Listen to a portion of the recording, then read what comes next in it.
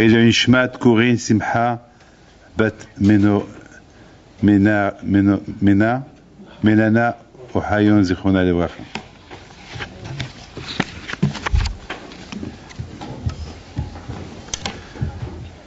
Bon, bien sûr, on ne va pas parler de ce qui s'est passé cette semaine ici à Créteil, parce que je crois que tout le monde en a parlé. Et qu'est-ce qu'il faut faire et qu'est-ce qu'il y a à faire? Tout d'abord, il faut savoir une chose. Grâce à Dieu, il n'y a pas eu le pire. Baruch Hashem, du mal, il y a un bien. Le bien qu'il y a eu dans ce mal-là, que Baruch Hashem, il n'y a pas eu du sang qui a coulé. Très important ça. Ça aurait été encore plus grave. Et bien sûr, lorsqu'on voit ce qui s'est passé en Israël aussi, il y a 2 semaines, dans une synagogue, pendant que les gens étaient en train de prier, ce drame, ce massacre qui s'est passé là-bas aussi, bien sûr, il y a des choses que nous n'avons même pas aucune idée pour trouver des réponses.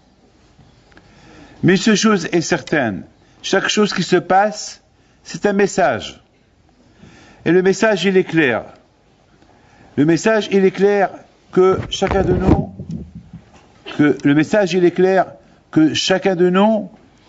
il doit dire à Kadosh Baruch Hu, Dai, ça suffit. Et la réponse d'Hachem, elle va être la suivante. Vous aussi, Dai. De votre côté aussi, ça suffit. Alors maintenant, je vais essayer de me faire comprendre c'est quoi le Dai, ça suffit de Hachem, et c'est quoi le Dai, ça suffit de notre part. Parce que quelque part, que Dieu préserve, on n'a pas le droit d'imaginer une minute que Hachem, il frappe sans raison. Ne croyez pas que Hachem n'a rien à faire.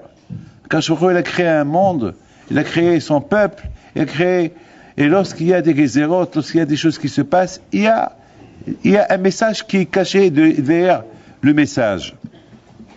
C'est-à-dire chaque chose qu'on voit se passer.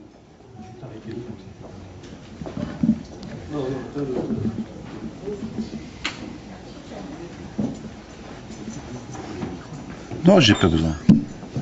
Non. Est-ce qu'on m'entend? Oui. Ah ben bon, Hachem. Et comment vous faites au Shabbat? Sans micro. Eh ouais. Alors, voilà, sans micro. Rabotai, je voudrais parler de la paracha, cette fameuse histoire de Youssef. Voilà, cette semaine, vous allez commencer à lire l'histoire de Youssef. Alors tout d'abord, il faut savoir une chose, que chaque année, il faut que je vous le dise, chaque année que j'arrive à l'histoire de Youssef, je rigole tout seul. Toujours, je rigole tout seul. Pourquoi? Parce que nous, les Juifs, rien n'a changé chez nous. Toujours la même histoire qu'on va raconter, et on essaye de la raconter, et on essaye de la comprendre. Mais est-ce qu'on l'a compris? C'est ça le problème. Est-ce qu'on l'a compris? Eh bien, vous allez voir qu'on ne l'a pas compris. Vous allez écouter la suite, vous allez voir que si on la répète, c'est parce qu'on ne l'a pas compris. Parce que si on l'aurait compris, je vous donne ma parole d'honneur, on ne l'aurait pas répété. Alors vous allez me dire quoi? On ne va pas la répéter?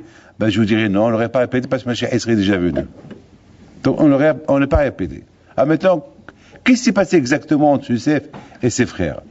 Comment vous êtes en train de comprendre que Youssef Hatzadik, il parle du mal de ses frères? Comment vous pouvez comprendre que les frères de Youssef Hatzadik, ils le détestent? Non seulement qu'ils le détestent, même un bonjour, ils ne vont pas lui dire. Même un bonjour, ils ne vont pas lui dire. Ça donne beaucoup à réfléchir. Ici, on ne parle pas des gens de la rue. Ici, on parle des grands tzadikim. Ici, on parle de Youssef, qui avait 17 ans, qui connaissait toute la Torah, que son père lui a enseigné. Ici, on parle des Shiftiyah et d'autres Israël. Ici, on parle des tzadikim qu'on n'a aucune imagination qu'ils étaient, c'est les enfants de Yaakov Avinu. Alors, comment on peut comprendre que Yosef, il critique ses frères. De l'autre côté, il rapporte à son père des faits qu'on ne peut pas comprendre que c'est vrai. Et de l'autre côté, on voit que les enfants, ses frères, ils vont le détester d'une manière qu'ils étaient prêts à le tuer, à le vendre. Et ils l'ont vendu déjà, ils l'ont vendu. Mais ils voulaient même le tuer, ils l'ont condamné à mort. Comment on peut expliquer cela? Mais de l'autre côté, on voit que Youssef, toujours, il les aime. Il voit qu'il leur dit bonjour, ils ne vont pas le répondre. Et lui, toujours, il parle avec eux. Mais eux, ils ne le répondent pas. Et la preuve, elle est qu'il est parti les chercher. Lorsque son père lui dit, mon fils, ça fait quelques jours que j'ai pas vu tes enfants, tes frères, tu peux aller chercher tes frères, où ils sont? Eh ben, il est parti les chercher. Et lorsqu'il se trompait sur la route, il rencontre quelqu'un, il lui dit, qu'est-ce que tu fais là? Qu'est-ce que tu fais par là? Il lui dit, je cherche, je cherche mes frères. Ça veut dire, il cherche ses frères, ça veut dire que pour lui, il n'a rien contre eux. J'en suis 100% sûr et certain que même Youssef, il n'arrivait pas à comprendre, mais qu'est-ce qu'ils veulent de moi, mes frères? Pourquoi ils ne m'aiment pas? Il n'a même pas pensé que lui, il était en train de le critiquer. Parce que pour lui, il avait des raisons pour lui, il ne les a pas critiqués. Pour lui, simplement, il a parlé à son père pour que son père, il leur fait des reproches. Il a cru même, je pense même qu'il a cru bien faire. Mais on voit que ses frères, ils n'étaient pas d'accord avec lui. Même les rêves qu'il a rêvés, il leur a raconté. Écoutez, si moi je connais que j'ai des frères qui ne m'aiment pas, et le rêve les concerne, vous croyez que je vais leur raconter les rêves? Non. Si lui, il a raconté ses rêves devant ses frères, c'est qu'il a compris qu'il y a un message dans ses rêves pour ses frères. Mais là, le contraire, ses frères, ils l'ont encore détesté encore plus. Ils ont même dit quoi? Tu te prends pour qui? Tu veux devenir le roi sur nous? Et lui, il continue dans cette mimoute. Comment vous comprenez cette histoire? D'un côté, comment on comprend Youssef? De l'autre côté, comment on comprend les frères par rapport à leurs frères? Mes amis, écoutez bien ce que je vais vous dire. Cette semaine, j'étais en train de lire la Biouda Ipchis Alav Shalom. C'était un grand tzaddik qu'il a vécu à Prague. C'est un génie, un grand tzaddik. Il dit une phrase extraordinaire. Et il a raison ce qu'il dit. Et je lui donne raison. Mais avant que je vous dise ce qu'il dit, je voudrais simplement vous dire combien de divorces on a aujourd'hui. Vous ne pouvez pas imaginer. Vous ne pouvez pas imaginer combien de divorces il y a aujourd'hui. Vous n'avez aucune imagination. Peut-être vous avez l'habitude de voir que des mariages, mais vous ne savez pas les divorces. Il y a les divorces qu'il y a. Vous voyez que les mariages et les divorces, peut-être de temps en temps, vous entendez un divorce à gauche, un divorce à droite. Mais si vous savez, si vous allez au consistoire, ils vont vous dire, ou bien ceux qui divorcent en Israël, ceux qui ne veulent pas divorcer ici au consistoire pour des raisons quelconques, ou bien ils vont chez des rabbins privés pour avoir leur divorce. Vous ne pouvez pas imaginer, à tel point que parfois je me dis, mais tout le monde divorce. Je donne la parole d'honneur. Parfois je me dis, mais quelque part je me dis, peut-être ça va être mon tour. Ah oui. Je dis, attends, peut-être ça va être mon tour.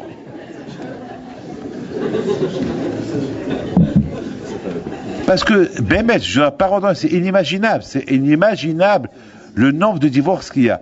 Mais si au moins il y avait des divorces, déjà au Maroc, je me rappelle, moi, je ne peux pas parler d'Algérie et de la Tunisie, je parle du Maroc. Déjà au Maroc, c'était rare qu'on trouvait quelqu'un qui divorce. C'était rare. Déjà, on avait des rabbins qui faisaient le Shlom Bayit. Et en plus, je pense qu'il n'y avait pas beaucoup de divorces. Il y a toujours eu des divorces, mais pas tout le temps. Pas autant que ce que j'entends aujourd'hui. Vous savez, l'une des raisons des divorces, des problèmes entre amis, des problèmes de famille, c'est parce que l'un ne veut pas entendre le côté de l'autre. Toujours on entend, beaucoup des fois ça m'arrive, que là je convoque le couple, parce que chacun vient chez moi seul. Alors, si la femme elle vient seule, je lui dis tu as raison. D'après ce qu'elle me raconte, je lui dis si ce que tu me racontes c'est vrai, je te donne raison, mais maintenant il faut que je vois ton mari. Il vient le mari, il me raconte, je lui dis toi aussi tu as raison. Alors, ça veut dire que les deux, ils ont raison. Mais non, c'est que les deux, ils m'ont menti. Les deux, ils m'ont menti, parce que là, ce que je fais, j'ai pris la décision que jamais j'écoute l'un, jamais j'écoute l'autre sans que les deux ils soient présents. Et là, je les entends les deux. Alors, au départ, l'un ne veut pas rencontrer l'autre, l'un ne veut pas écouter l'autre, mais après, je les oblige. Sinon, il y a pas de solution. Et à la fin, ils n'ont pas le choix, ils viennent les deux. L'un, il commence à parler, l'autre, elle veut le faire taire. Je lui dis, non, madame, laisse-le parler après, je t'écoute toi aussi. Donc, après, c'est l'autre qu'elle parle. Après, je commence à être le juge. Et je lui dis, toi, tu as raison. Alors, elle commence à crier, je dis, non, écoute l'autre. Et à un moment donné, tu vois, l'un d'eux, il va céder. Parce que, au moins, l'un, il a écouté la vérité. Parce que chacun, il a raison. Mais si, lorsque chacun, il écoute rien qu'au moins l'autre, parce qu'il y a toujours un début de quelque chose. Par exemple, je raconte une petite anecdote. Il y a un divorce il y a quelque temps à cause du téléphone. Il vient le mari de la maison, crevé, fatigué. La première chose qu'il voit, il voit sa femme au téléphone. Bon, ça va. Lui aussi, il se met de côté. Bon, 5 minutes, 10 minutes, 3 minutes. Elle dit, bon, mon chéri, j'arrive. Il arrive 1 heure plus tard. Elle arrive 1 heure plus tard. Entre-temps, on voit le téléphone quand il sonne. Encore, c'est sa mère. C'est la belle-mère. Qu'elle a oublié de dire quelque chose à sa fille. Encore, et elle va la prendre 1 demi-heure. Donc, malheureusement, il se passe que ils se disputent, ils vont beaucoup se disputer. Et toujours dans une dispute, il y a quoi? Il y a des mauvaises paroles qui vont sortir. Toujours, c'est comme ça. Et ces mauvaises paroles, c'est eux qui vont causer le divorce. Pas la raison que laquelle était 1 heure et demie au téléphone avec sa mère. Non, c'est pas ça. C'est les paroles en plus qui vont se dire. Et ça, il y a des paroles qui sont impardonnables. Bon, il y a des paroles qui sont impardonnables. Alors à Bretagne, je disais, bon, entre-temps, le mari, il a regretté. Entre-temps, la femme, elle veut pas pardonner parce que le mari lui a dit des phrases très graves, très dures. Donc j'appelle. Et alors j'appelle, et je les appelle, je les convoque tous les deux. Alors j'entends, c'est à cause de ça, à cause d'un téléphone, il y a eu, malheureusement, pour moi c'était le départ de ce... Alors, je dis à madame, une seconde, mais écoute, madame, écoute, mais le début c'était toi. Ton mari il travaille tout le temps, toute la journée, il t'achète des cadeaux, tu travailles pas, la maison n'est pas faite, rien n'est fait, pas de manger, tu es au téléphone. Il faut le comprendre. Il faut le comprendre. Oui, il fallait pas qu'il pardonne à ma mère. Mais attends, oublie ta mère, oublie les paroles qu'elle dit sur ta mère. Mais il y a eu un début. Non. Mais je t'en prie, madame, c'est toi qui vas perdre dans l'affaire. Arrête. Là, il le regrette. Non, je veux rien savoir. Il se passe que... Qu'est-ce qui se passe? Il se passe que le mari, il dit, bon, si c'est comme ça, eh ben, qu'est-ce qu'il fait le mari? Eh ben, il commence encore à dire des choses. Il commence à étaler des choses un peu secrètes, privées, qu'il a contre sa mère, contre elle. Alors là, ça chauffe dans mon bureau. Ah, tu vois, voilà, tu as tout ça dans le... Et à la fin, c'est le divorce. C'est rien que chacun il s'assoit, il écoute l'argument qu'il a l'autre. C'est pas écouter l'argument. Et s'il a raison, il a raison. C'est pas la peine de maintenir qu'il n'a pas raison. Ça, il faut ouvrir tes oreilles. Mes amis, je donne la parole d'honneur. Beaucoup des fois, il y a des divorces pour rien, pour des bêtises. Il y a beaucoup des associations qui se cassent. Et des amitiés qui se cassent. Il y a plein de choses qui se cassent. Pourquoi? Parce que l'un ne veut pas écouter l'autre. Regardez, chaque matin dans l'après-midi, Shema Israël, Adonai Eloheinu, Adonai Echad. Mais pour arriver à dire que Hachem, il est seul, il est unique, il faut Shema Israël. Beaucoup de fois, il se passe que on voit des gens qui sont loin de la Torah.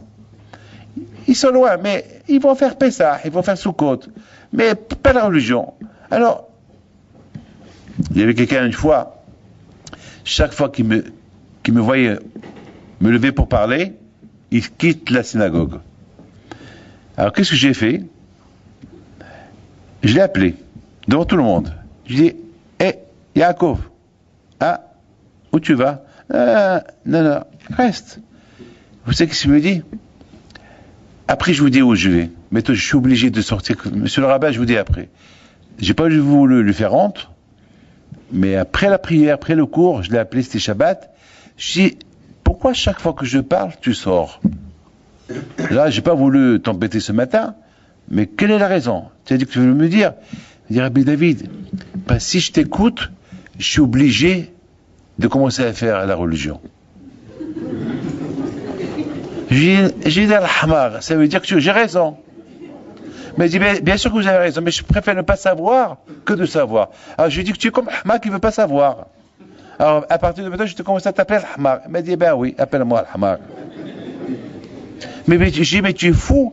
Mais c'est la plus grande avera, c'est le bon Dieu. L'argument qui va avoir le bon Dieu contre toi, c'est qu'il va te dire, tu aurais pu apprendre et tu n'as pas voulu apprendre. En écoutant, on apprend. Shema Israël. Le mot Shema Israël, il veut dire quoi? Écoute Israël, c'est-à-dire toujours sois à l'écoute.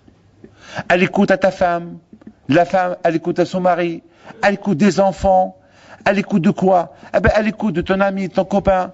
Vous savez, mes amis, je vous donne parole d'honneur. Combien de fois j'ai des arguments contre certaines personnes, et à un moment donné, j'ai dit, David, David, ne t'énerve pas, calme-toi. Et après, je l'appelle. Je lui dis, pourquoi tu as fait ça et ça et ça? Qu'est-ce que je t'ai fait? Il me donne ses arguments. Eh ben, je lui explique. Par exemple, je n'ai pas présenté mes condoléances à quelqu'un il y a 2 semaines. Il m'en voulait. Moi, j'étais en voyage. Vous savez, moi, je suis tout le temps en voyage. Comment je vais savoir que sa mère, elle est morte? Comment je vais savoir que sa mère, elle est morte? Non, il croit que je connais tout. Il croit que je suis prophète, il croit que je parle avec le bon Dieu, il croit que j'ai vu sa mère s'envoler au paradis. Mais d'où je sais? Mais d'où je sais? Non, il m'accuse. Non, tu sais. Mais d'où je sais? Il a fallu que je lui prouve que je ne savais pas, et que je n'étais pas au courant, pour qu'il se calme. Mais j'ai pris de la patience avec lui. J'aurais pu lui dire, tu veux pas croire, ne crois pas, tant pis pour toi. Et là, il dit que mais non, j'ai pris la patience avec lui. C'est ça, Rabotaï. Même, beaucoup de fois, ça arrive. Par exemple, Monsieur le Président, il va vous dire une déclaration qui ne va pas vous plaire, par exemple. Alors, qu'est-ce que vous allez faire? Vous allez l'accuser. Mais peut-être il faut le demander. Peut-être que vous ne l'avez pas compris. Beaucoup de fois, on va mal juger quelqu'un sans le comprendre. Beaucoup de fois, ça arrive. Peut-être demandez-lui. Beaucoup de fois, peut-être il y a des choses que lui sait que vous ne savez pas, alors lui il croit que vous savez et que vous ne saviez pas. C'est pour ça qu'il a dit ce qu'il a dit. Donc c'est comme ça, toujours. Mes amis, la chose la plus importante est, si on veut éliminer les problèmes, même les problèmes qu'on a entre nous et le bon Dieu. Lorsque tout va bien, super, Hachem, tu es le bon Dieu.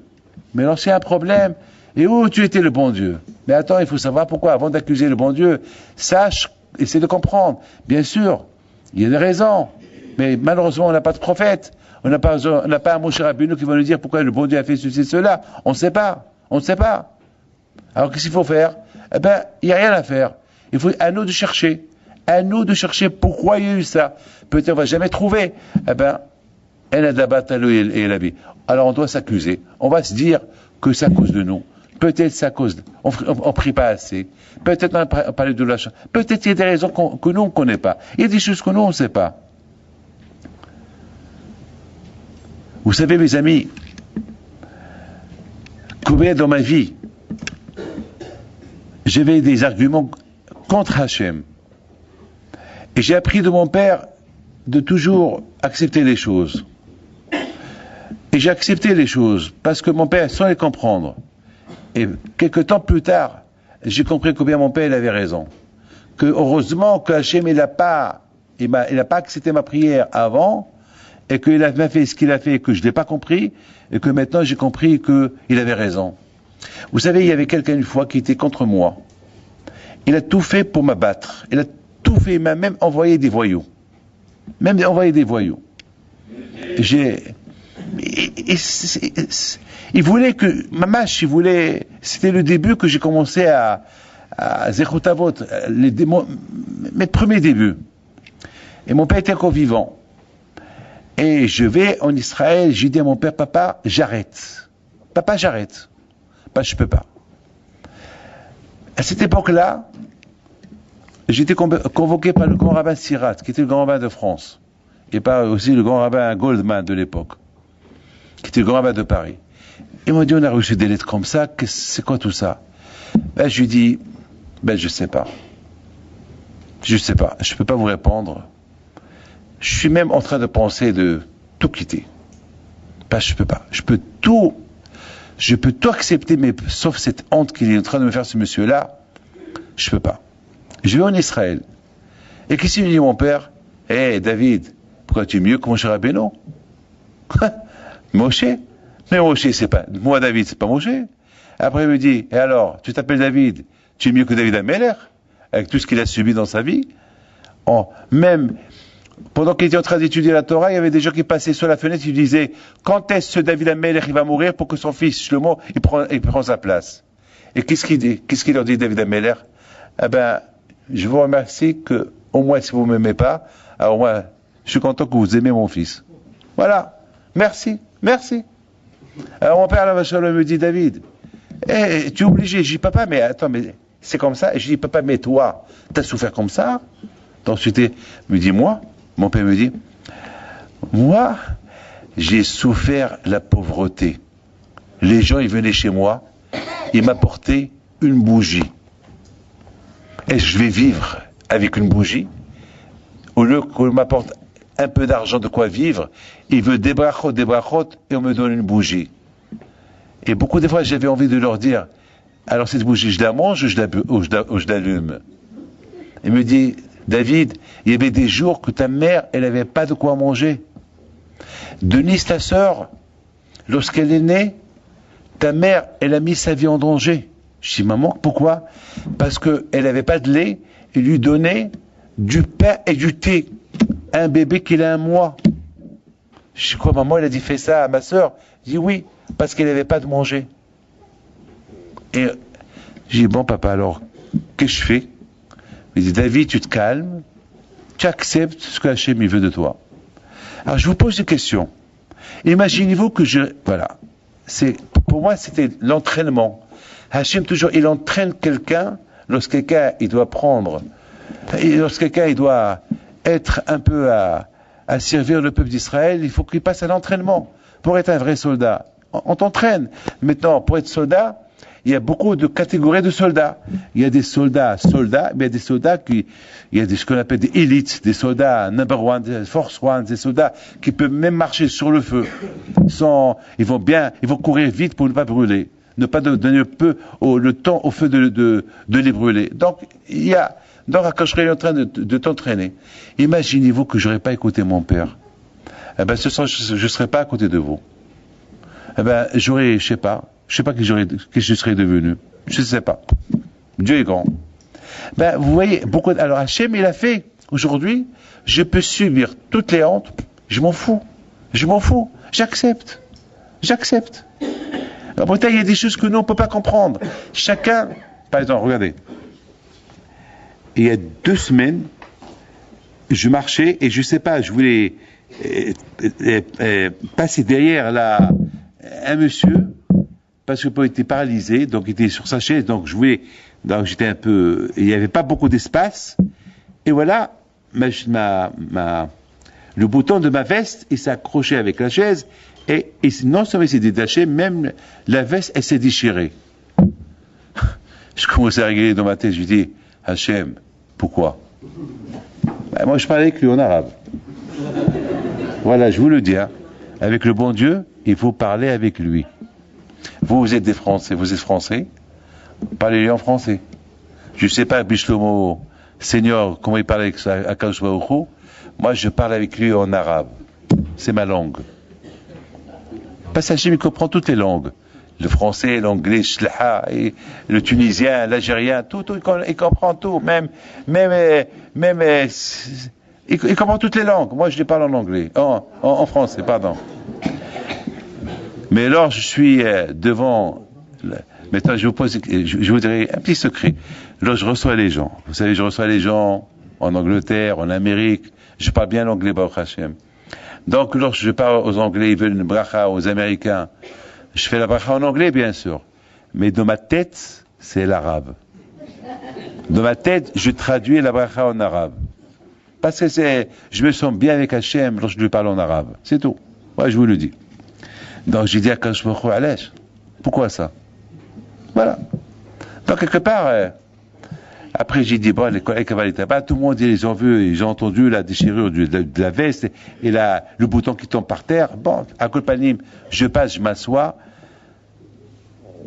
Mais est-ce que je sais pourquoi Hachem a fait ça? J'ai fait ce Shabbat, j'ai pas honte de vous le dire. 2 fois, j'ai allumé la lumière sans le vouloir. La première, lorsque je voulais m'essuyer les mains, et la serviette était à côté du four, et malheureusement, la serviette s'est un peu détachée, elle a ouvert le four, la lumière s'est allumée. C'est pas de ma faute. Et mes enfants, ils ont oublié d'enlever un truc de l'alarme, et j'ai ouvert la porte et ça s'est allumé. C'est pas de ma faute. Mais j'ai commencé à réfléchir. Pourquoi? Il y a un message ici. Si j'ai allumé 2 fois la lumière involontairement Shabbat, c'est qu'il y a un message. Je l'ai pas fait exprès. Je l'ai pas fait exprès. Mais c'est quoi le message? Eh ben, le message, il est le suivant. Il faut que je fasse un peu plus dans le Shabbat. C'est tout. C'est tout. Parce que aussi, peut-être aussi, que, je m'excuse de vous le dire, moi chaque vendredi, j'aide ma femme à la maison. Et hier, j'avais trop de téléphones, je ne l'ai pas aidé. Le bon Dieu me dit, David, t'as pris sur toi d'aider ta femme chaque Shabbat. Chaque Shabbat, je lui donne 2 heures. Chaque Shabbat, je suis à la cuisine, je lave, il faut pas me voir avec la barre. J'ai appris ça de mon père. Je suis pas mieux que les tzaddikim. Je suis pas mieux que le vendredi, ils allaient chercher, moi, aujourd'hui, je peux pas, j'ai honte, c'est pas, soi-disant, c'est pas qu'à votre que je vais au marché, faire le marché, bien, je vous donne un parole d'honneur. Vous pouvez pas imaginer combien j'ai envie d'aller au marché, faire le marché pour la maison. Mais je sais que si je le fais, tout le monde va me voir, donc c'est pas, chacun, bon, aujourd'hui, malheureusement, les choses ont changé. Mais avant, même Baba Saleh, même Rabbi Pinto Alav Shalom, ils allaient faire même Rabbi Yaakov Essera, ils allaient eux-mêmes faire les achats du Shabbat. Et nous, aujourd'hui, nous, les rabbins, on a un peu honte, malheureusement, parce que, malheureusement, je veux pas entrer dans les détails, mais malheureusement, au moins, si on peut pas aller faire le marché, alors, au moins, on aide à la maison, qu'on arrange les chambres, même qu'on a une femme de ménage, ça veut rien dire, le Shabbat, c'est le Shabbat, c'est votre Shabbat, à toi de le faire. Alors, je dis, peut-être c'est à cause de ça. J'ai commencé à réfléchir, peut-être c'est à cause de ça. Pourquoi, c'est pas normal que j'allume la lumière comme ça, même involontairement. Il y a un message. Mais le message, c'est à nous de le trouver. Et faites attention, un homme qui ne cherche pas à comprendre un message qui vient d'Hachem et qu'il attend jusqu'après 120 ans qu'on lui dit là-haut, c'est un problème. Et parce que là-haut, il ne peut pas réparer. Parce que dans ce monde-là, on peut réparer. Ce monde-là, c'est le monde du Hishwan HaNefesh. Ce monde-là, c'est le monde de la réparation, le monde du Ma'aseh, le monde de l'action, le monde de la sagesse. Dans notre monde, il n'y a rien. Dans notre monde, tu t'assois. Tu t'ennuies dans l'autre monde si tu n'as pas la Torah dans tes mains. Si tu as la Torah dans tes mains, tu seras l'homme le plus heureux du monde. Mais Rabotai, ici, on a une faute, parce que Hachem, il va dire, attends, et on va dire à Kadosh Baruch Hu, mais Hachem, pourquoi tu m'as fait ça? Il va te dire, mais ce que je t'ai fait, c'était un message. Pense à ce que tu as fait avant ce que je t'ai fait. Je commence à réfléchir. À cause de ça. Eh oui, pourquoi tu n'as pas pensé à ça là-bas? Mais attends, c'est trop tard. Le monde de la pensée, le monde de prise de conscience, c'est ici. C'est ici. Tu es intelligent. C'est ici que tu dois utiliser ton intelligence. Il y avait une fois un pêcheur qui faisait la pêche. Il y a un avis qui passe. Il dit, monsieur, est-ce que tu étudies un peu la Torah dans ta vie? Il lui dit, j'ai pas de chokhma, j'ai pas de sagesse, mais il m'a dit, je suis ahmar. J'ai pas de chokhma. Et il lui dit, il a un avis. Dis-moi, qu'est-ce que tu fais là? Il a dit, vous voyez pas, je fais la pêche. Voilà le canapé. Il dit, comment tu fais la pêche? Comment tu peux me dire? Il me dit, je fais comme ça, je fais comme ça. Et sinon, si je vois que, alors j'ai le filet. Et si le filet se déchire, qu'est-ce que tu fais? Je sais le coudre et je cherche les endroits où je pense qu'il y a des poissons, là où il y a je vois des tourbillons, je comprends. Et il y en avait, lui dit, pour faire la pêche, tu as la hurma. Et pour tu étudies la Torah, tu n'as pas de hurma. Mais cette hurma que tu as pour faire la pêche, cette même hurma, tu peux l'utiliser pour étudier la Torah. Donc ça veut dire que tu cherches que des excuses. Des excuses que tu cherches. C'est quoi, tu n'as pas de hurma? Donc, à Rabotai, l'homme, il croit qu'il n'a pas de hurma. Mais ouais, Rabotai, vous savez, la semaine dernière, j'étais en Argentine. Écoutez bien ça.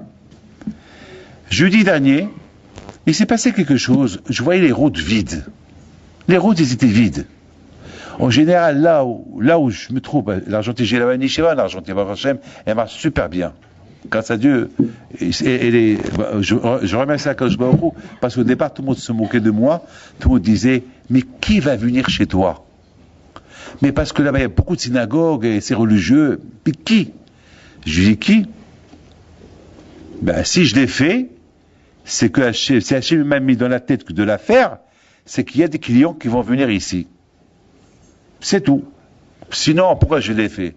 Raboté, vous savez, grâce à Dieu, je l'ai fait, je l'ai construit, et aujourd'hui, elle marche très très bien. La semaine dernière, il était presque 280 personnes la semaine dernière. Et Baruch Hashem, tout va bien. Baruch Hashem, la Torah, les gens, ils étudient la Torah, il y a un Kolel Boker, un Kolel Erev, le monde, justement, je l'ai construit dans un endroit très religieux, parce que le nombre de monde qui vient chez moi, ils ne sont pas religieux. Bon, moi, il vient là-bas, il voit des religieux, il s'intéresse tout de suite, il s'intéresse à la religion, il étudie un peu, bon, après il y a un changement. Mes amis, écoutez. Alors, il me dit, Rabbi David, si les routes sont vides, c'est parce qu'il y a un grand match de football ce soir. Il y a une équipe qui s'appelle River, et avec une autre équipe.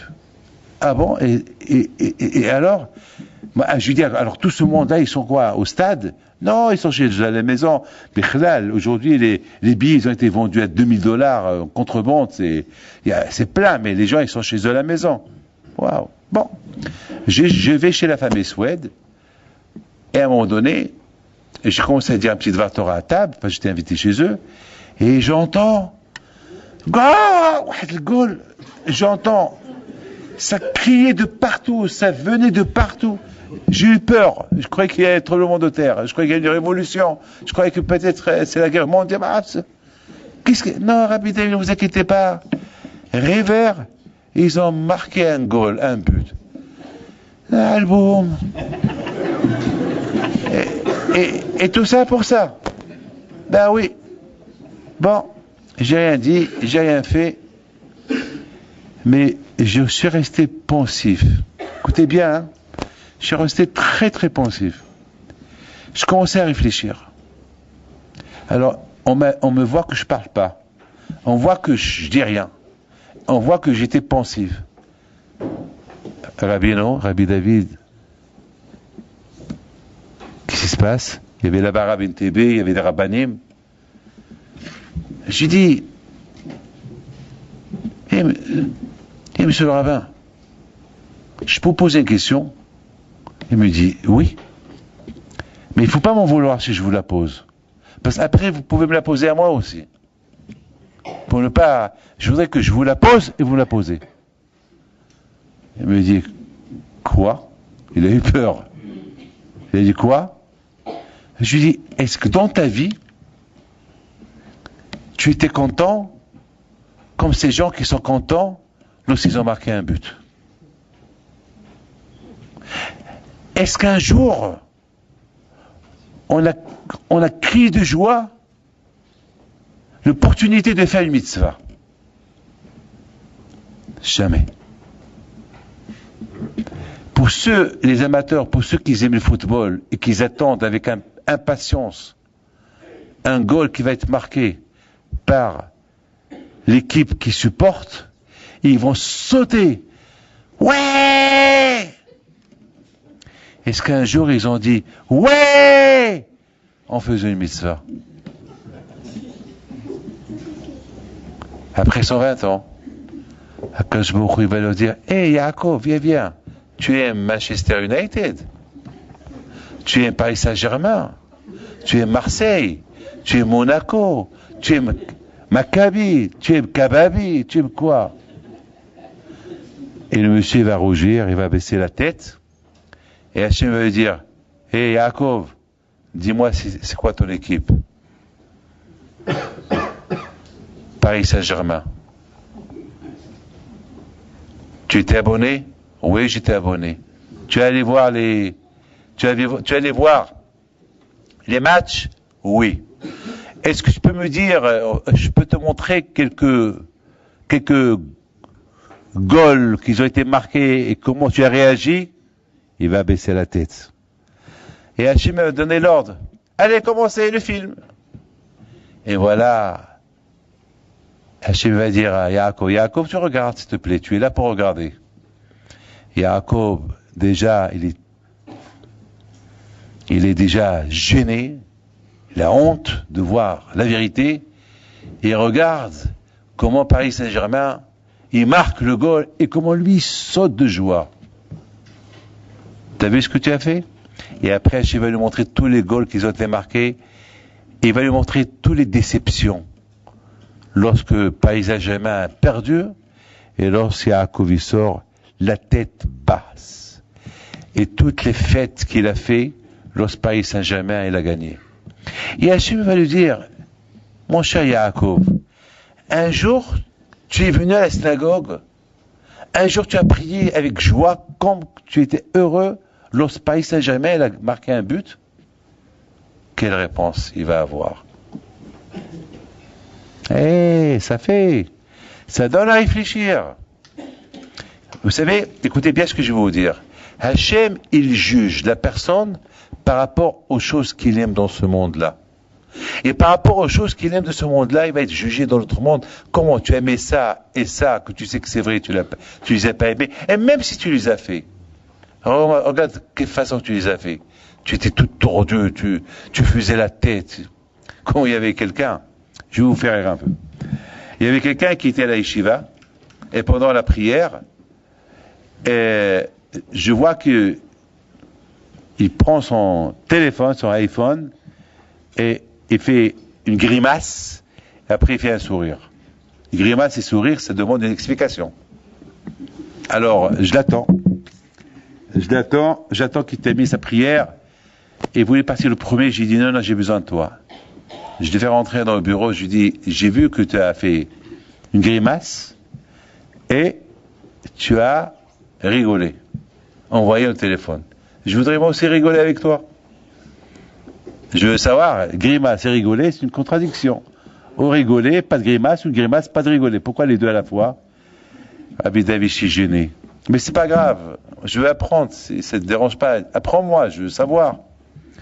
Il me dit, ce matin, j'ai quitté la maison, j'étais un peu pressé. En quittant la maison, ma femme, elle m'appelle, me dit, je t'en prie, rentre, mets le lait à bouillir pour les enfants. J'ai mis le lait à bouillir, au lieu que j'attends jusqu'à que le lait il soit prêt, j'ai quitté, je suis venu, et voilà, elle m'appelle, elle m'envoie un texto.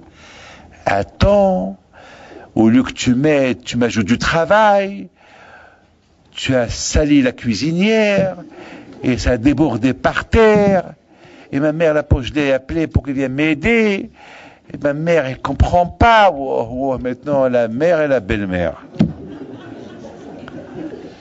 Et voilà. Alors, il me dit, Rabbi David, j'ai fait une grimace parce que j'ai lu, et j'ai souri. Qu'est-ce que je vais lui dire? Qu'est-ce que je vais lui dire? Alors, je lui dis, qu'est-ce que tu vas lui dire? Il dit, je sais pas. J'ai dit, tu sais, monsieur, tu as deux problèmes. Non, tu as trois. Non, deux. Une, avec le bon Dieu, parce que pendant la prière, tu avais le téléphone, alors que dans la Hamida, on est avec Hachem. Et la deuxième, il y a ta mère et ta belle-mère. Voilà, je les mets les deux dans une assiette. Qu'est-ce que tu vas faire? Il me dit, Rabbi David, pour le bon Dieu, je peux m'arranger avec lui. Le bon Dieu, on s'arrange toujours avec lui. On lui demande pardon, il est obligé de nous pardonner. Ça, Rabbi ce que nous a appris. Mon problème, ça va être ma mère et ma belle-mère. Je ne sais pas comment je vais faire. Alors je lui ai dit, tu sais mon fils, tiens, je vais l'appeler, je vais t'aider. Je vais venir à ton secours. Passe-moi le téléphone, je vais l'appeler. Mais Rabbi David, elle sait que je vous ai pas... Écoute-moi, de toute façon, tu sais pas ce qui t'attend à la maison. Alors au moins, ou beaucoup au moins. Alors, donne-moi le téléphone. Et voilà, il compose le numéro, et je prends le téléphone, et je le mets à l'oreille, et la première phrase que j'entends, oh, tu es! Alors, je la réponds, je lui dis, Madame, hein? Madame, c'est Rabbi David. Ah, excusez-moi. Non, je sais. Alors, je commence à lui dire, c'est de ma faute, c'est moi qui ai dit à ton mari de venir vite. Bon, tu l'excuses, capara, peut-être quelque chose devait arriver. C'est ça, nous, les Marocains. Quand j'ai dit, c'est ce qu'on dit, peut-être quelque chose, l'est, ton fils devait brûler. Et voilà, capara, c'est la cuisinière. Alors capara. Alors, je t'en prie, dis à ta mère qui rentre chez elle. Dis à ta mère qui rentre chez elle, et dis-lui, c'est capara, et peut-être c'est ta mère. Et tu sais, ta mère, tu sais, elle est âgée quand même, ta mère, elle a 65 ans, peut-être Leicester. Ah non, ma mère, sans elle, je ne peux pas vivre. Alors, allez, capara. Elle me dit, Rabbi, je peux vous dire quelque chose? Je dis, oui, madame, quoi? Elle me dit, ça ne me dérange pas que chaque matin, si ça déborde, ça ne me dérange pas. Ça ne me dérange pas. À partir de maintenant, j'accepte. Bon, voilà, au moins, elle m'a entendu. Mais si c'était ce mari qui aurait parlé avec elle, eh ben, elle n'aurait pas entendu. Si le mari serait rentré chez elle, ouais, allez. Entre elle et sa mère, ça sera la guerre mondiale. Peut-être même, ils peuvent même arriver au divorce. Parce que lui, je le connais, il est un peu nerveux, il va... Oui, mais toi, de côté mère, chez toi, va-t'en d'ici. Voilà, sa femme va entendre que le mari jette sa mère dans la maison, c'est fini, c'est le divorce. Oui, Rabotaï, écoutez bien. Si moi, j'étais pas venu à son secours, il serait passé quoi? Lui, il serait parti, peut-être ça aurait été la fin. Mais non, ça aurait pu ne pas être la fin. Pourquoi? Il va rentrer chez lui, elle va lui crier, sa belle-mère aussi, elle va tomber sur lui, il va lui demander pardon. C'est tout, pardon, c'est de ma faute. Je m'excuse. Hatati aviti pachati. C'est tout. Parce qu'après tout, sa femme, elle a raison. Oui ou pas? Bah oui. La belle-mère, je sais pas, mais elle, oui. Oui, elle a raison. Donc, mais malheureusement, le mari va pas être capable d'accepter, va pas accepter d'écouter. Mes amis, tout ce que je suis en train de vous dire, c'est pour arriver à une conclusion. Vous avez bien vu ce matin? Vous avez tous, Monsieur le Président, il vous a parlé un peu de la paracha de ce matin, de Yaakov et Esav. Mais mes amis, écoutez très bien. Pourquoi Yaakov et Esav, pourquoi Yaakov, il devait rencontrer Esav? Pourquoi? Dites-moi pourquoi. Quelle est la raison? Je ne comprends pas pourquoi. Yaakov rentre, il a travaillé 32 ans chez son beau-père, 14 ans à la yeshiva, 14 ans il a travaillé pour ses deux femmes, 6 ans pour faire le business et devenir riche. Et après, tu retournes à la maison, ben rentre chez toi. Non, qu'est-ce qu'il fait? Il envoie des messagers à Esav.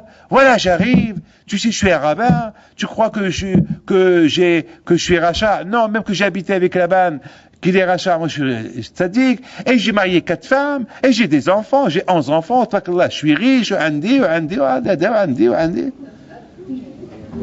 Mais attends, Yaakov. Mais qui t'a demandé de faire ça? Est-ce que le bon Dieu t'a dit de faire ça? Mais rentre chez toi et tais-toi, tu te moques. Ferme ta bouche. Pourquoi Yaakov tu fais tout ça? Pourquoi Yaakov? Pourquoi tu parles trop? Pourquoi? Quelle est la raison? Et c'est quoi les conséquences? Esav, il entend tout ça, il vient avec son armée, il vient faire la guerre. Et tout de suite, Yaakov, on dirait qu'il regrette. Il a de la peine, il a peur, il commence à Hachem, il parle à Hachem. Hachem, smahli, pardonne-moi. écoute ma prière, j'ai peur de mon frère, j'ai peur d'Esav, j'ai peur qu'il me tue, j'ai peur qu'il tue mes femmes, j'ai peur, Hachem, et toi tu m'as promis. Mais Yaakov, mais c'est toi qui es rentré dans cette affaire. Mais Hachem, je ne sais pas si Hachem il a répondu ou pas, mais si Hachem il pouvait répondre, il dit, mais Yaakov, mais c'est toi qui es rentré dans cette salade. Mais c'est toi. Pourquoi tu as fait tout ça? Est-ce qu'il y a, jusqu'à maintenant, il t'a pas cherché, 32 ans, il t'a pas cherché. Pourquoi maintenant, c'est toi qui le cherches? Pourquoi? Mes amis, écoutez. Il y a Rabbi Yonatan Epshis, Alav Shalom. C'était un grand tzaddik. Écoutez bien ce qu'il dit. Il y a une phrase extraordinaire avec ce qu'il dit. On va répondre à toutes nos questions. Écoutez ce qu'il dit. Le malheur d'un couple, le malheur des amis, entre amis, le malheur dans n'importe quoi est lorsqu'il y a un problème, l'un ne veut pas parler avec l'autre. Et ça nous arrive beaucoup. Il y avait donc quelque part dans une synagogue, il y avait 2 présidents. Il y a un qui l'ont renvoyé parce qu'ils ont reçu beaucoup de critiques contre lui. Et celui qui a pris sa place, c'était le gars qui a voté pour lui, donc il a pris sa place. Il est venu chez moi, le monsieur qui a été renvoyé, je lui ai dit, je te conseille, quitte la synagogue, parce que, même pour le président, le nouveau président, si par exemple, ça s'est fait dans le calme, si par exemple, c'est toi qui a démissionné, ou bien on n'a pas voté pour toi, je comprends que tu peux rester dans la synagogue. Mais le fait que tu as été jeté, c'est mieux de ne pas rester là-bas à la synagogue. Non, je veux rester à la synagogue. Et je suis toujours le président. Mais j'ai tué président sur qui? Sur ta chaise. Président sur qui? Alors, qu'est-ce que j'ai fait? Il m'a raconté son histoire. J'ai écouté son histoire. Je l'appelle pour lui. J'ai écouté. Je vais appeler le comité. Je vais parler avec eux. Ben, je les ai appelés. Ils m'ont dit, Rabbi David, non, c'est pas l'appel qu'on vient. Je lui ai dit, écoutez, c'est mieux, haram, c'est un juif, il se prend être victime. C'est pas grave. Viens, il comprend pas pourquoi vous l'avez jeté. Il a des arguments. C'est vrai, il a fait ça et ça et ça, mais au moins, écoutez-le. Ils n'ont pas voulu l'écouter. Le pauvre, il a eu une crise cardiaque, il est mort. Une fois qu'il est mort, ils sont venus à l'enterrement. C'est là que je leur ai dit, mais pourquoi vous n'avez pas voulu l'écouter? Pourquoi vous n'avez pas... Alors je dis, voilà ses arguments. Et là, le président et les autres m'ont dit, alors il a raison. Donc on l'a jeté pour rien. J'ai dit, non seulement vous l'avez jeté pour rien, vous l'avez fait honte, mais vous l'avez tué. Mais vous l'avez tué. Ouais, il faut savoir. Il dit à Rabbi Yonatan Epshis, le problème de Yosef et ses frères, c'est que ils se sont pas assis autour d'une table ronde. Discuter. Peut-être Yosef, il a des raisons. C'est vrai, il a parlé, il a fait des rêves, il a apporté des critiques contre eux à papa. Ça va. Mais peut-être qu'il a des raisons. Peut-être il n'a pas raison. Mais à vous de lui dire vous n'avez pas raison. À vous de lui expliquez-vous. Et si parfois lorsqu'on s'explique, on évite les problèmes. Le problème est on ne veut pas s'expliquer, on ne veut pas s'entendre. Et c'est ça la paracha de cette semaine, de la semaine de Vaïchev. Et veut nous apprendre combien chacun de nous, lorsqu'il a un problème avec un autre, la première chose à réfléchir, est-ce qu'il y a vraiment un problème? Est-ce qu'il y a un problème? Est-ce vraiment il y a un problème? Ben oui, il y a un problème. Peut-être il n'y a pas de problème. Alors viens, on va s'asseoir. Viens, on va discuter. Non, je ne veux pas t'écouter. Ouais, attends, mais peut-être ce que tu as entendu, c'est pas ça ce que j'ai dit. Peut-être ça a été déformé ce que tu as entendu. Viens, on s'assoit. Si, Parce que ce qu'il y a, Youssef, il a dit, le pauvre. Il a dit vrai, c'est vrai, il a dit des choses. Mais il a cru qu'il avait raison. Alors, au frère de lui dire, non, tu n'as pas raison.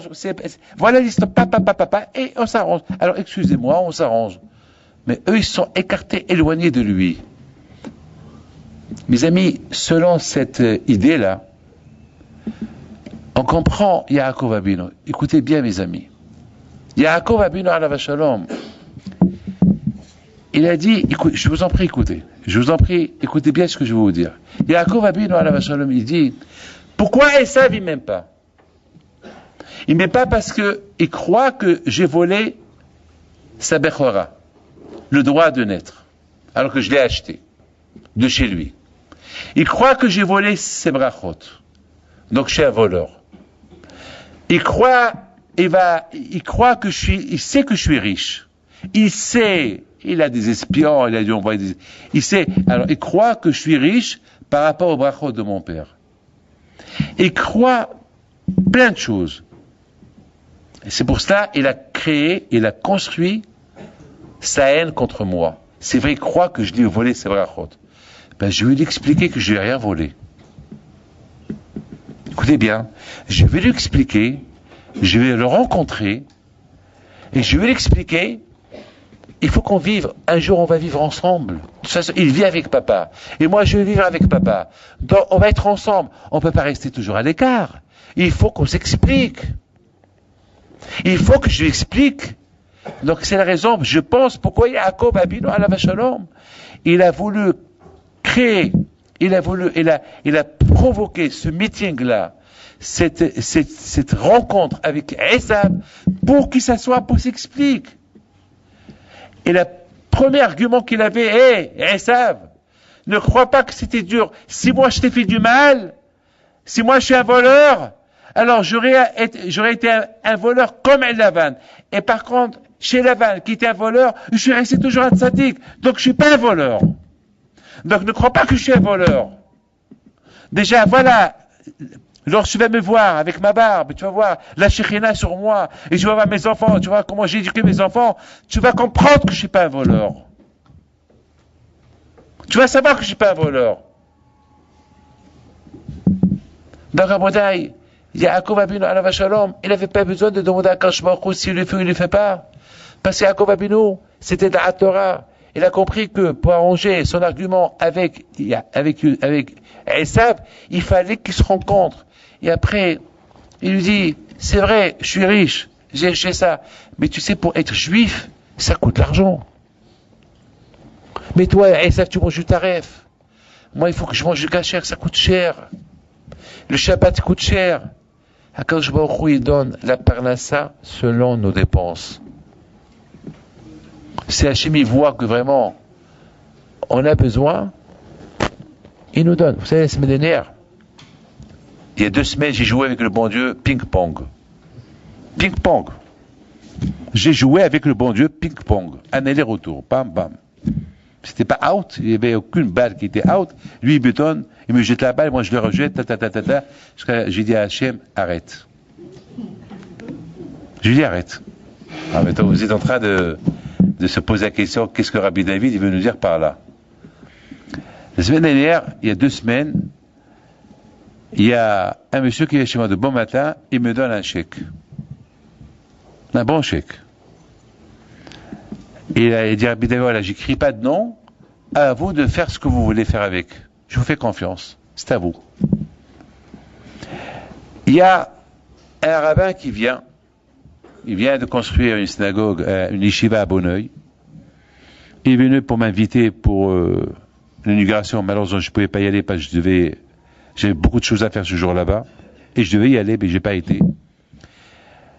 Et je lui dis, vous avez fini les travaux? Oui. Tu sais quoi? La yeshiva de Bonneuil, c'est Rav Monsénégo, voilà. Je lui dis, voilà ce chèque-là que je viens de recevoir ce matin, je vous le donne. Il voit le chèque, c'était gros, c'était bien. Rabbi David, vous n'êtes pas trompé? Non, non, c'est à vous.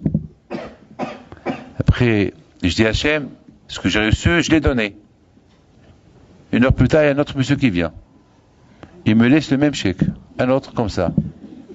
Lui, il sort et il y a un Rav Schlesinger qui arrive de Kol Torah, il a donné un petit shiur à la yeshiva, et j'ai compris, il est venu pour la yeshiva. Je lui dis, voilà, ce chèque c'est pour lui. Bon. J'ai dit à Hachem, ce que tu m'as donné, je l'ai donné. Et maintenant, je reste sans rien. Alors maintenant, Hachem, je veux, toi aussi, tu sais bien, Hachem, que moi aussi j'ai besoin. Alors je veux que je me les rends. Mais je veux que je me les rends avec intérêt. Avec les Juifs, on n'a pas le droit de faire d'intérêt, c'est péché de te prêter l'argent avec intérêt, mais avec toi, Hachem, il n'y a pas. Je veux que tu me donnes un peu plus. Je veux que je me donne le capital et le bénéfice. Alors, si Hachem pouvait me parler, il aurait pu me dire, attends, je te donne ce que tu m'as donné, je te rends, pourquoi tu veux que je te donne le bénéfice? Quel bénéfice? Le bénéfice, je te la garde pour plus tard. Et il vient l'après-midi, un juif de Zurich qui ne devait pas venir. Et à la fin, il est venu. Il me dit, Rabbi David, je voudrais vous faire un virement de temps. J'ai commencé à rigoler. Il me dit, pourquoi vous rigolez? Vous voulez plus? J'ai dit, non, je rigole. Le bon Dieu m'a répondu. C'est quoi? Ben, je racontais mon histoire, et d'après ce que je vois que vous m'avez rendu et la somme que j'ai donnée, les deux sommes que j'ai données, et le bénéfice. Pour vous, l'affaire, elle est terminée. Oui ou pas? Je reçois un coup de téléphone plus tard. C'était mon frère qui m'appelle d'Israël. Il me dit, Rabbi David, on a besoin de temps. J'ai dit, d'abord, Hachem, je viens de le recevoir, je vais te les envoyer. Voilà, mes amis, Hachem, il faut simplement être à son écoute, et lui, il peut être à votre écoute. S'il vous écoute pas, ça ne veut pas dire qu'il vous écoute pas, il vous écoute, mais peut-être, il lui semble que ça ne vaut pas la peine qu'il vous répond. Tout est calculé chez Hachem. Il n'y a rien qui n'est pas calculé. À nous de chercher les raisons pourquoi on mérite certaines choses qui sont un peu graves. Il faut chercher, c'est tout, parce qu'on n'a pas de prophète qui nous dit ce qui se passe. Mes amis, écoutez très bien. Il y a Yaakov Abinu alav Shalom une fois qu'il a arrangé, qu'il a rencontré son frère, et il a tout expliqué. Son frère, mes amis, il voulait plus le quitter. Ce frère Esav, qu'il est venu pour le tuer, ce frère Esav, il dit, mais toi, son frère, je vais rester avec toi. Je vais être ton garde-corps. Je ne vais plus te lâcher. Et il y a un qui dit que Esav, il dit à Yaakov, Yelecha Hashelecha, que ce que tu as, c'est à toi. Et Rashi sur place, il dit que Esav, il lui dit, et les brachot que papa, il t'a béni, eh ben, ils sont à toi. Et même le malach, l'ange qui protège Esav, lui-même, il a dit à Yaakov, que les brachot, que ton père, il t'a béni, ils sont à toi. Donc finalement, Rabotai, si Yaakov, il n'aurait pas rencontré Esav, jamais on saurait si Esav, il va admettre, il va être d'accord pour les bénédictions que Yaakov lui a pris. Toujours il va dire, il m'a volé, il m'a volé, il m'a volé. Mais qu'est-ce qu'il a fait Yaakov? Il a été super intelligent. Il a vu que Esav ne vient pas chez lui, eh ben c'est lui qui va chez lui. Dans la vie, mes amis, il faut savoir s'annuler. Pour vous les femmes, vous avez un problème avec votre mari, et qu'il ne vous parle pas, à vous de lui parler. Il ne va pas vous répondre, c'est pas grave. C'est pas grave. C'est pas grave. Vous avez 1000 arguments pour ne pas lui parler. Eh ben, ça peut créer un chémichemort, autre chose. Et vous les hommes aussi. Si vos femmes, ils ont fait quelque chose qui n'est pas normal, je sais pas, et ça vous a vexé, ben c'est pas grave. Peut-être il y a une raison. Alors, essayez de s'expliquer. Vous savez, il y a un monsieur qui vient chez Rabbi Haim Pinto, il s'appelle Rabbi Oda Lugassi d'Aix-les-Bains qui m'a raconté. Il y avait une fois, je crois que c'est son grand-père, si je ne me trompe pas. Il vient chez Rabbi Haim Pinto pour divorcer. Et Rabbi Haim Pinto lui dit, tu sais quoi? Viens demain matin, prenez le petit déjeuner avec moi, et je vous donne la bracha pour le divorce. Le lendemain, ils sont venus une fois que Rabbi Pito, entre-temps, il a fait son enquête, il a vu que ils vont se divorcer pour des bêtises. Ils sont venus chez lui le lendemain. Vous savez, à l'époque, au Maroc, il y avait il y avait les tapis. Les tapis, parce que dans les rues, il y avait du goût. Parfois, il y avait de la boue, tout ça. Donc, il y avait il y avait des tapis dans la maison. Donc, les gens, ils enlevaient les chaussures pour ne pas salir les tapis. Alors, c'est ce qu'ils ont fait. Ils ont enlevé leurs chaussures. Et Rabbi Pinto, il fait une chose spectaculaire. Vous savez ce qu'il fait? Il se lève, il va, il prend les chaussures de la femme, il les embrasse et il parle avec eux. Dommage qu'il va te divorcer, il ne te mérite pas. Il les pose et il rentre dans la chambre et dit au monsieur, bon, vous voulez divorcer, je vous donne ma bracha. Non, non, non, non, non, non, non, non, il dit le monsieur. Pourquoi? Ben, on a vu ce que vous avez fait. Et Rabbi Pito leur dit, ben oui, vous voulez divorcer pour rien, parce que toi, monsieur, tu veux pas l'écouter. Mais écoute là. Si tu l'écoutes, tu vas voir que tu vas divorcer pour rien. Parce que Leicester, comme un Cohen, oh là là, il y avait un Cohen. Je l'ai supplié pour ne pas divorcer. Je lui ai dit, Cohen, ce que tu as entendu sur ta femme, c'est pas vrai. C'est pas vrai. Non, non, c'est vrai. Et ma mère, elle me l'a dit, mais ta mère, elle est contre elle, ta mère. Je crois pas, moi, à ta mère. Mais Rabbi David, non, non, non, non, non, je veux divorcer. Je lui dis, tu es Cohen. Si tu la divorces, tu peux, et tu regrettes après, tu pourras plus la récupérer. Non, c'est fini, c'est fini, c'est fini. Bon, c'est fini, c'est fini. Ça va.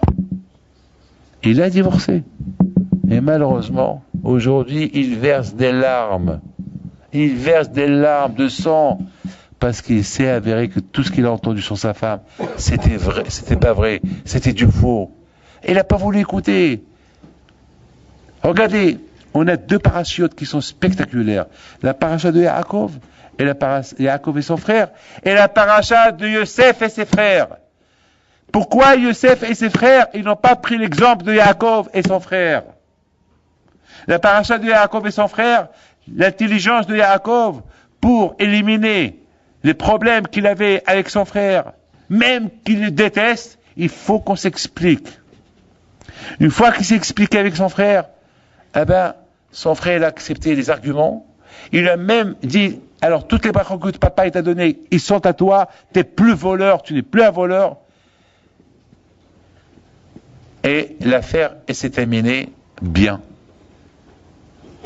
Alors, vous, Youssef, et vos frères, et ses frères, prenez exemple de Yaakov. Asseyez-vous, discutez, marchandez, parlez. Non. Chacun voulait rester un peu sur sa position. Eh ben, l'affaire s'est aggravée. Youssef a été vendu. Bon, même avec tout ça, un bien est sorti du mal. Mettez ça dans la tête. Jamais d'Hachem, il vient un mal. Tout ce qui vient d'Hachem, c'est du bien. Même le mal, c'est du bien. Une fois que les Shvatim, ils ont fait Teshuvah, eh ben, le bien est sorti de là. Et Rabotai, c'est écrit dans 2 semaines, c'est écrit que Youssef, il a discuté avec ses frères. Et ses frères, ils ont discuté avec lui. Ils se sont saoulés, ils ont parlé, et 100%, ils se sont expliqués. Haval qui ne se sont pas expliqués 22 ans à l'avance. J'ai reçu, écoutez, je termine avec une histoire.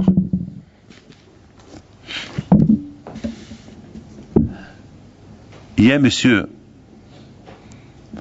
qui vivait dans la pauvreté. Et un jour, très pauvre, très très pauvre. Il avait un cousin qui était milliardaire, et jamais son cousin, il l'a aidé. Son cousin, il est mort entre-temps. Son héritage, il a été... Les héritiers, chacun, il a pris ce qu'il devait prendre. Et le monsieur là, il a rien reçu. Mais une fois, il a reçu une lettre de chez celui qui est mort, du Bid-Din. Cette lettre-là, c'est mon cousin là, qu'il a dû tout son héritage, il a donné à tout le monde, et moi il a rien donné. Mais le Bid-Din peut-être il va me donner peut-être quelques sous espagnols. Il n'a même pas ouvert la lettre. Il a ignoré la lettre. Quelques années plus tard, il était malade. Et il a commencé à faire teshuva. Pardon Hachem. Il a commencé à pardonner à tout le monde. Pardon, et toi mon cousin, je te pardonne pour le mal que tu m'as fait. Ah! Il m'a envoyé une lettre. Le Bid-Din. Apportez, ouais, mes enfants, ouvrez la lettre. Ils l'ont ouvert. C'est écrit là-bas. Son cousin qui lui écrit, ne crois pas que je t'ai oublié. Je t'ai laissé une grosse somme d'argent. Elle est entreposée chez le Bid-Din.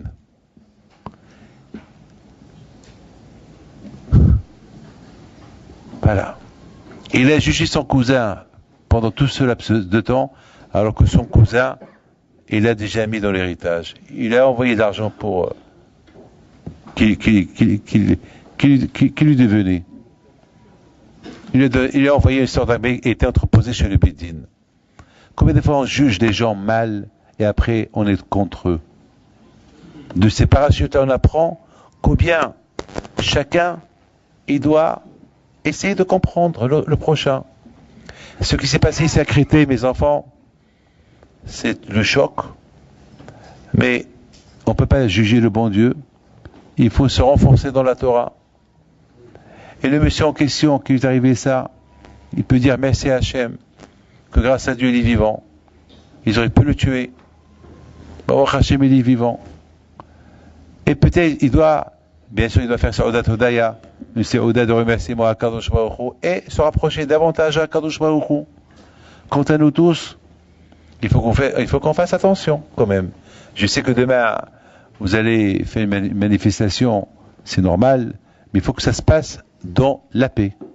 Il faut que ce soit une manifestation, pas en criant vengeance. Faites comme les enfants des 4 juifs qui ont été assassinés à Yerushalayim, que pendant le Hesped, pendant qu'ils étaient debout devant le corps de leurs parents avant d'être mis au cercueil, ils ont dit à Hachem, on accepte ce que tu as fait, on n'est pas là pour venger ce qu'ils ont fait à nos parents, on accepte ce que tu as fait, et peut-être on doit se renforcer.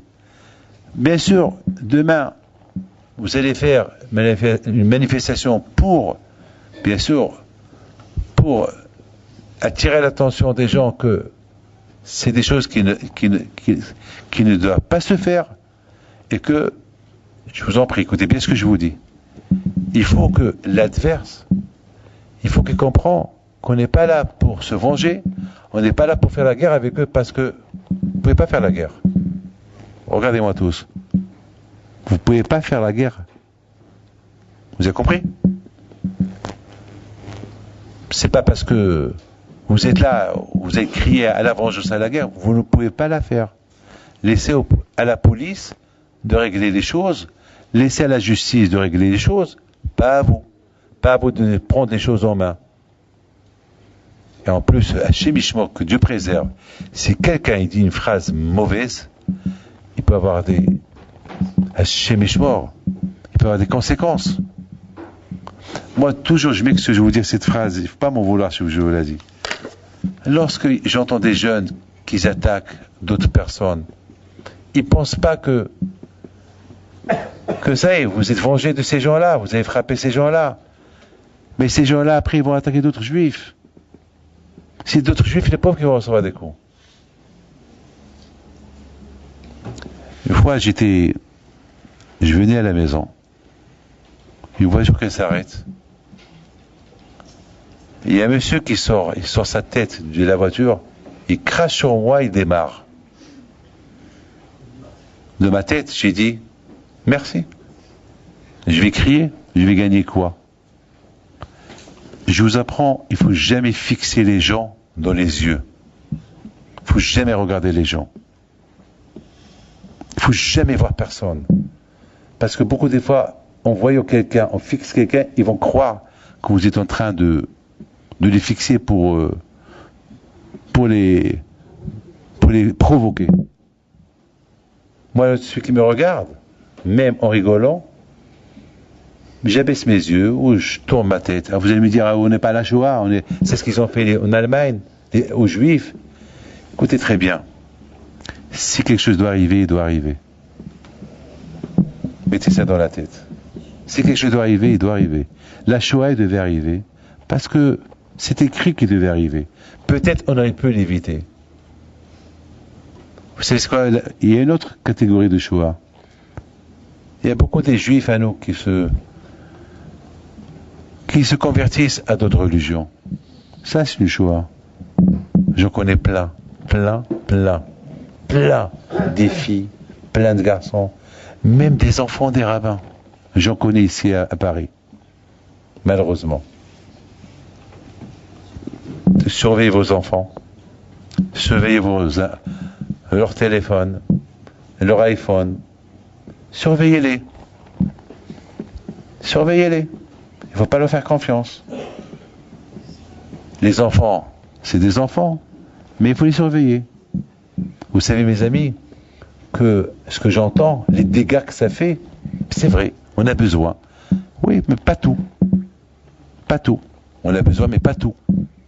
Alors, gardez ce que tu as besoin, ce qu'on n'a pas besoin, il faut l'éliminer, il faut sécuriser. C'est tout, il y a des méthodes. Mes amis, je vous demande à vous tous de se lever.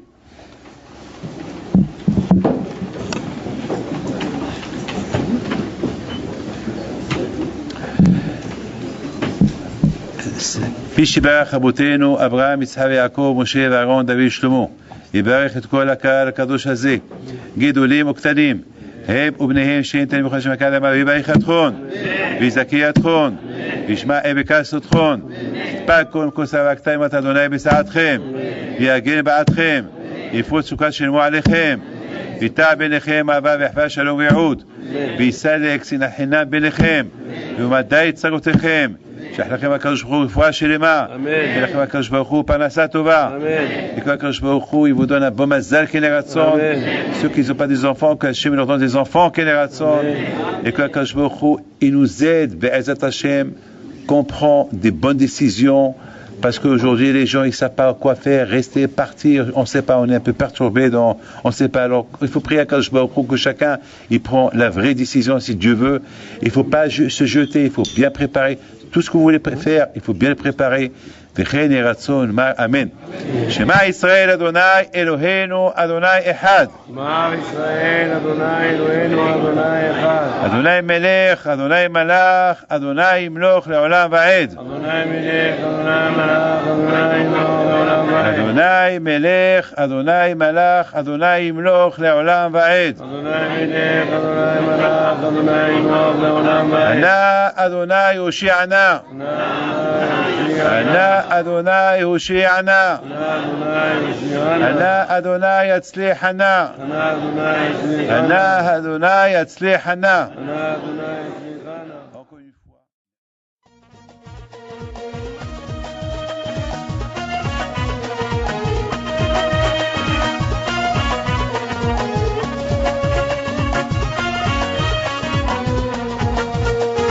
نضوي نزغرتو على ربيع حي بنتو